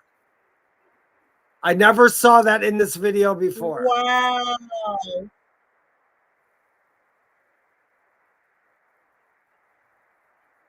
Did you see it go across the whole thing? I did. I'll pause it. It's almost done. Sorry, you guys, we weren't talking to it. So if you're watching right now, if you're listening right now and not watching, we're watching a video. I stopped it. There you go. I could have Okay, I we don't were know if that was talking a about it glitch a little bit I don't, earlier. yeah, I don't know though. No, that was there. I forgot about that. I saw the ripple go by kind of, and I thought to myself, it sure It's like a white sure mist felt or like what? something. It was weird. Yeah, I forgot about that. Yeah, it's the first time I Yeah, saw they it, and I never watched it figured out. a million times. Yeah, they never They figured it never out. figured out what it was. I remember that. So this was almost 10 years ago. And you're right. I think it was in Las Vegas. And it was so strange. And like he said, the carpet was ripped up. I thought the furniture was upended, but he said the carpet was ripped up. We did at the end. He said that there was the furniture was upside down in there when it And went the in there. shower was on. Yeah, or something. Yeah. And there's nobody in the room. Debbie, oh, hi, Sandra. That was weird. I know. Did you have another video? Oh, I've got lots. Yeah, I got lots I could play. I don't know. Go ahead, play another one. Okay, give me a sec here. I want to just make sure we didn't miss. Well, you're on top of the chat right now, anyway. So I've been looking at this, but I was really freaked out because, like I said, I forgot, and it's hard to see. That was really good quality. Before we move on to the next one, because the one I had seen on TikTok was really fuzzy. There was no way you would have seen. That was actually, I think, the security footage, and they wanted the police to be coming. And the police, I guess he decided he was going in before. Give me 1 sec because I closed it because my computer decided it was going to be slow tonight. So we'll go back onto Facebook. I download everything, you guys, usually, guys. That's probably why it was playing slow, because I went right to the website. One of the websites, I just Googled it. Okay, now it's going to take forever to load. So give me a sec here. We'll try see y'all in Messenger. Give it a second, see what it'll do. Oh, good. It's going to Messenger. Good, good, good. Okay, let me see. Okay, there's this case going on, and I keep wanting to call fake with it because it's got a lot of the classic easy to fake stuff, but I don't know if there's something going on with this. These guys are messing with stuff that they shouldn't be messing with. Hang on. It's called Magical Poltergeist, and I'm going to play this, see what y'all think. I had some other ones are a little bit further back. Okay, I got to set up to share again, so give me 1 sec here because I shut it off because it was being nasty, my computer. And I got a faster computer and it's still being nasty about this. Okay, hang on. Share. Okay, so this is from a TikTok channel called Magical Poltergeist. And this guy keeps saying that he's got security cameras all over the place, and his wife is very pregnant in this picture. She is pregnant. They started having this activity, and if I remember correctly, there's a rocking chair they got from an antiques thing or something. There's a lot of negative activity and negative stuff going on. But these guys are doing stupid stuff, like playing with the Ouija boards, and they got no idea what to do, and they're leaving the session open. And then he got the Ouija board off of Facebook Marketplace. It looks like it came from the 70s. They never cleared it. And this guy looks like he's kind of and I'm not saying this disrespectfully. We had mentioned Kat Von D's husband, who calls it Cholo God. Okay, that's what he looks like. He's part of, this gentleman. And again, not disrespectfully, I guess that's a type of genre of music with the black and what have you. His wife, though, the first video I saw in there, she's sleeping on the couch. And all of a sudden she starts coughing and coughing and coughing, and she wakes up and she says it smells like rotten whatever. So she's calling her husband and she's going, can you have to come home from work? Like the lights are going on and off. I don't know what's going on. And then again, these are cliche things that people fake. There's a cross on the wall that starts spinning and then hangs upside down. The other thing I'm noticing this woman being so pregnant is she is going into trance quite a bit and wandering at night. So there are some things that do look real. Now, are they real? I don't know. But this is the latest because I was looking up Halloween scary stuff. So let's see Let which. me see. Okay, I'm going to play it and then I'm going to try and make it. I think that's on the screen, isn't it? Okay, it's on the screen. Yeah. Good. Okay, I'll because I got to make it bigger after I play it. So hang on. Okay, play. Okay.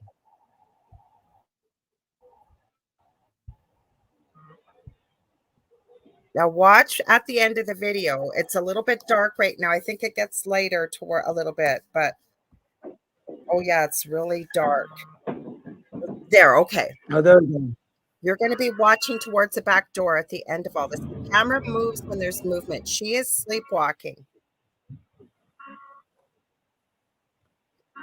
Hard to see. I'll see if I can make it bigger. I don't know if this is fake or not. I hate to call things fake on people because I know what people tried to do to us when we were going through our Yeah. activity. So she's just sitting there. No, something moves on the. Okay, all the chairs move out. It's not super exciting, but I wanted to. We had a few minutes to discuss this because I'd love to hear your thoughts on this. Because, and what are your thoughts? Why do you think this pregnant wife is being targeted? If this is actually happening, because he won't get rid of the rocking chair, as far as I know. It's hard to see. Oh, can you see at the back door a little bit? It's hard because it's dark. See if you can see it right at the back door, right at the. I can't. Oh, it's hard to show you. I can't show you. The cameras move whenever there's activity or it picks up a person moving or anything. So unless he's controlling them, because stuff has gone on when they haven't been home. Try and watch at that very back far corner by the door there towards the end. And like I say, I know there's not a lot of movement. Oh, you couldn't see it. It wouldn't pick it up very well. There is some kind of black shadow that comes through the back door to her. And I've seen her do other stuff, but I'm always so scared to say something's fake unless it's obviously fake. Because like I said, people did this to me. But what do you think? I won't say anything about it, but I'll go through. I'm not going to say whether it's fake or not. I'm going to say this is what I have noticed. When I notice certain things in videos, this is how I notice them. So first I thought, husband makes a video. That's a newer type of that font that he's using with the white light about it. That's new. That was from TikTok. You got it from, you can throw it on there. So who knows where I got the video from. But well, I look he's at on stuff TikTok. like This is their okay, channel. So that's why that's there. Okay. Perfect. So he's got that on there. First thing I look at. The second one with the tables. The second one is his choice of words. I would have had more belief in if he would have said wife sleepwalks and sits down and then paranormal activity starts. I would have said, oh, okay, let's give this a watch. I'd be like, oh, look at that. That's kind of cool. The minute that he said wife sits down with the demons when she's sleepwalking, I'm like, okay, now I know you made that video because you want views. Okay, so let me stop you there. Let me stop you there just for a minute, though. Okay, this has been going on for months. He's making a video every day. This guy is asking for feedback and stuff. So he didn't originally call it a demon. I think somebody people in the comments kept telling him this. But I So mean, now but if he's got a whole channel like this, is he having people coming over to look at it, or is he just that's making what this I stuff can't for the channel? understand. Like apparently, That's exactly. Because like in your situation, if that would have what I know what happened to you, if you would have had a TikTok and just did that all day long, or David just making these TikToks, I'm like, why don't you go find out what's happening or do something? No, I'm making TikToks. that's No. why we put our story out there. Yeah. We were looking for help. Plus, I For can tell you, answers. Yeah. chairs all didn't pull out all at once, or like that just seemed and a little bit cliche. I know it's just one quick video. Okay, Sandra said I pulled the show up on my Roku. Much easier to watch on the big screen. Yay, Sandra! And Debbie said How she does our hair look? How does our hair look on Roku? yes. No Oh, kidding. Debbie said she couldn't see this on her little phone screen. Oh But yeah, I on the need phone to you hear probably can't. people's thoughts because I have watched. This isn't the first time that she has just woken up. Like there's been stuff going on in the bedroom, and they've How shown. deep does she go to? How deep does she sleep? They both sleep really deep. Apparently, he did say that. I mean, I get it, but yeah, it's kind of I can't. Like I said, I'm not going to sit here and say it's wrong or say it's fake because it's not an obvious fake. There's some red flags in there, but it's not an obvious fake. And like you, I don't want to come out and just say none of that shit's happening to you because I had some crazy stuff happening to me too. But I know, so but I wouldn't so want people to cliche things, right? Like a lot of Yes. cliche, even from that video, like and with deep fakes. And I thought, well, I'll ask people, I'll put it out there, check it out, you guys. And we're not out to bash anybody, beat anybody up. But if you do have TikTok, check it out. Maybe we can talk more about this next week, and you can let us know. Yeah, you guys. Yeah, because it's not. I don't want to debunk everything because I know there's some real stuff out here. You know what? You know, and not to get off this the scary of that, but Justin sent me Murray. Thank you, Justin. The one that bothers me the most is like the Bigfoot ones because I know some channels out there who are doing some really good work trying to investigate and they're doing this stuff. And then we get these people with the fake crap and they're, ruining it all. And I know like even in like Bigfoot's even harder to explain. And these people are going off literally their personal experience and half of them won't even make a video. Half the Bigfoot videos out there, you will never see because people are too afraid to put them out there for being ridiculed. And that's why when I compared them against some of the TikTok stuff or some of the YouTube stuff even, I'm like, why would you not want help or why would you not want this, that? That's my thing like you. And then I thought the same thing as you did, Lorilei. I went, oh my God, they just followed every cliche horror movie thing. Yeah. So they did. But, I don't know. Maybe they had a cliche ghost. I don't know. I don't know, but I thought it was food for thought to talk about because you know what it really reminds me of? I'm just going to say it. And I, like I say, I am so apt not to call fake unless it's absolutely obvious, but Paranormal Activity. Do you remember with Katie and I think it was David? Because we seen that before it came to the studio or to the movie theater, the first one, and we were going like, "Is this real? Like, what's really going on with this?" And then by the end of it, we're going, "This has to be fake. This has to be fake." And then we Googled it and found out it was. But Katie, in one of the versions, in the first Paranormal Activity, she did the same thing as this lady, wandered out to the swing set and was in a trance and didn't know why she was outside. And then all the cupboards and doors in the kitchen, like, you know what I'm saying? Like there's a lot of, they haven't had that, but like all the chairs going out at once. Like, I don't know. Well, it does add a bit of, by saying somebody's sleepwalking or in a trance, it adds a bit more of that spooky atmosphere. If they're looking, concerning me that she's pregnant. And if they really are experiencing malevolent activity in a way. Yeah. Well, but you know what? He could be calling it a demon, and maybe that's all they do. I wasn't calling it that. I don't know what. No, he did. But I mean, maybe sometimes I think, you know what? If there was something in my house right now that shut a door all the time or something like that, I'd probably get pissed off after a while. I go, would you stop it? I'm just getting annoyed with it. But it wouldn't bother me or I wouldn't make a video going, there's a demon slamming the bathroom door. I wouldn't do that. I don't know. It's if you're that, I don't know how somebody could get that used to that stuff happening in their house, especially when Or why stay? yeah, and why would you keep doing that? Well, unless they want to raise some money for their baby. I get it then. And you could come out there and go, we're just trying to raise money for our baby for college. You know, that's totally cool. I will give you I will give you 50 bucks for those videos. Oh, yeah. 2 minutes left. Let's hang on this, guys. I'm going to read, or Dave can read Sandra's comment just a sec. But you know, Hazy Sun Dragon, we read some of your stories tonight. They were awesome. Okay, how about you read Sandra's comment? We'll leave it hanging on that if you guys get a chance to check it out. And we're not here to bash anybody, but I think it's a good teachable moment.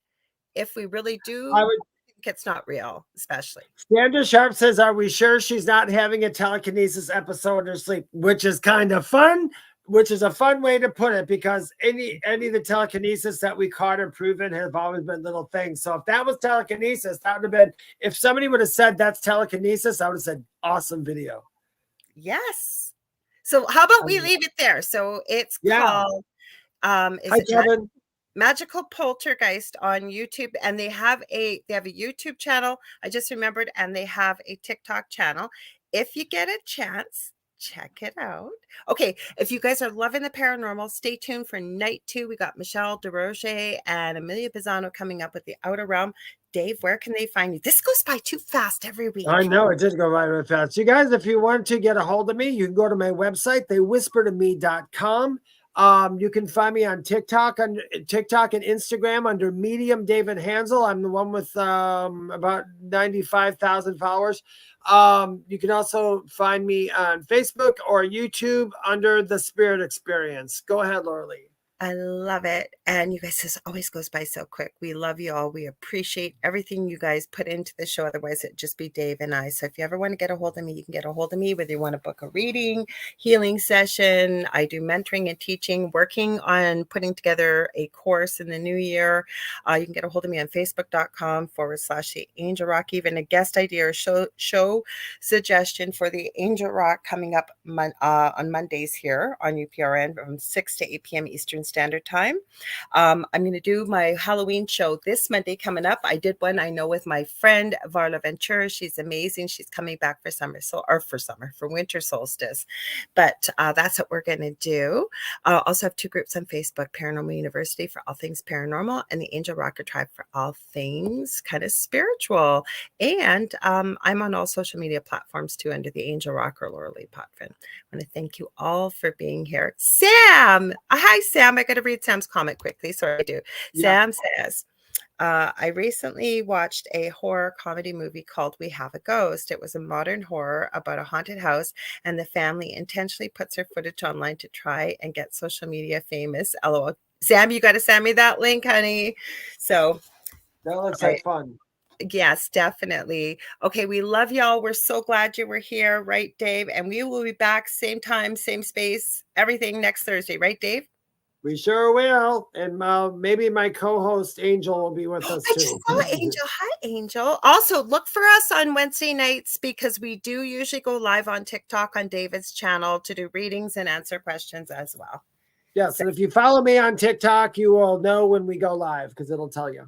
Absolutely. So stay spooky. Are you ready, Dave? Are we going to do it? Shall we try one? Let's give it a try. Give it a try. 1, 2, 3. What's at the foot of your bed? Oh, no, there's bad. We're trying, you guys. We're trying. Well, we said it word for word at the same time. Dave and I are giving away a free reading. We said that. Yeah, so, and we're working with a delay here, you guys, just so you know. Yes. Okay, we love y'all. We'll see you next Thursday.